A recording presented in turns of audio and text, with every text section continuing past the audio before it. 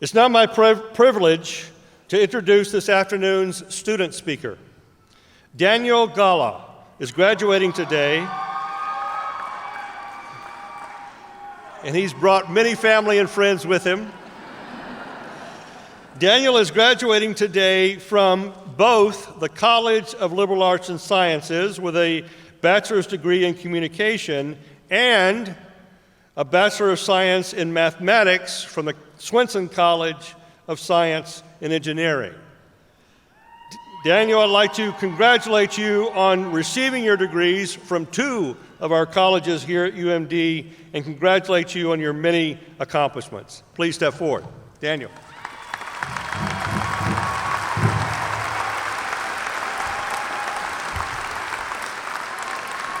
Thank you very much, Chancellor Black. You don't realize how many people are here until you stand in front of this podium, I tell you. It's good to be here, and good afternoon. You know, my biggest fear is actually not public speaking. My biggest fear was being late to this commencement today. You see, I come from a culture where if you're going to host an event for 3 p.m., you better tell them that thing starts at noon. Because you're going to have people showing up at 6 and 7. Anyways, education alone is not the reason why I'm here today. Education simply gave me the opportunity to stand in this world. But the people, the human beings that I've come across, this is the reason why I'm here today. You see, 4 years ago, I remember giving a presentation in my 12th grade English class. And in the middle of my presentation, my teacher raised his hand and stopped me. He said, "So what are your plans for next fall, Daniel?" I told him, "I don't have any plans for next fall." He said, "I want to see you after class." So shortly after class ended, he pulled me aside. We walked a few hallways down to the Career and College Center where his wife, Colleen, worked as a coordinator. And he looked at her and looked at me and said, "Find this boy a college." Unfortunately for me, finding this boy a college was a challenge because my ACT scores weren't all that great and my GPA certainly didn't turn heads. But UMD gave me an opportunity and I received my provisional acceptance to this university. And I remember my first night here and how lucky and how guilty I felt. I thought about my family. Specifically, I thought about my mother, who at an early age had to skip and drop out of school so she can focus on farming and provide for her siblings. I thought about my very own siblings who 15 years ago had to drop out of school when our dad passed away.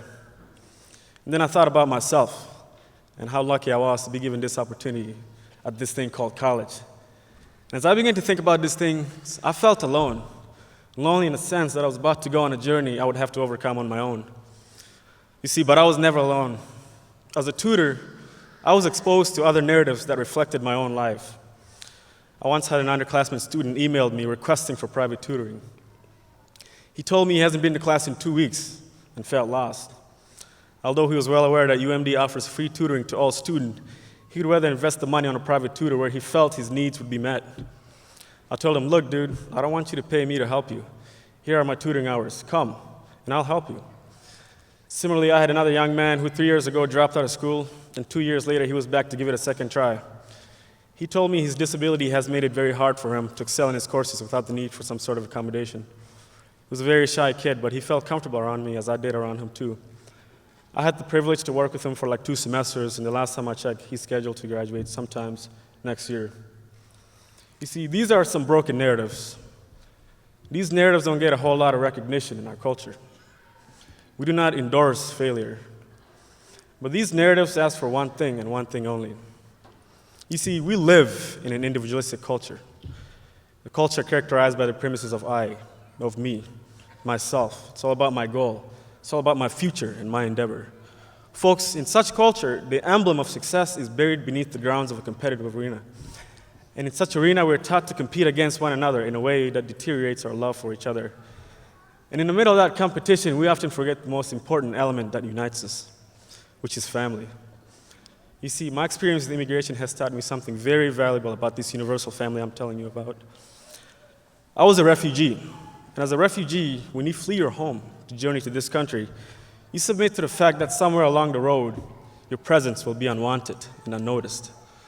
Somewhere along the road, your inability to quickly adapt to the different languages, to different culture, to different lifestyle will cripple you, will restrain you, and will limit you. Essentially, somewhere along that road, these inabilities become your disabilities. The way I like to see it, it's like a seed trapped in a wind with the possibility of landing anywhere. But regardless of where my family and I have landed, we've always had each other. And through each other, we provided one another with the comfort of home. You see, at UMD, we have that foundation. We have a foundation that makes it possible for every seed to grow, whether it be unnoticed, unwanted, or incapable. At UMD, we live as a family. And in such big, great family, we look after each other. We notice one another. We empower one another. And to success, we learn how to journey together. You see, you and I, we have an obligation to fulfill. We were built for greatness, but greatness demands that you and I build each other. Thank you.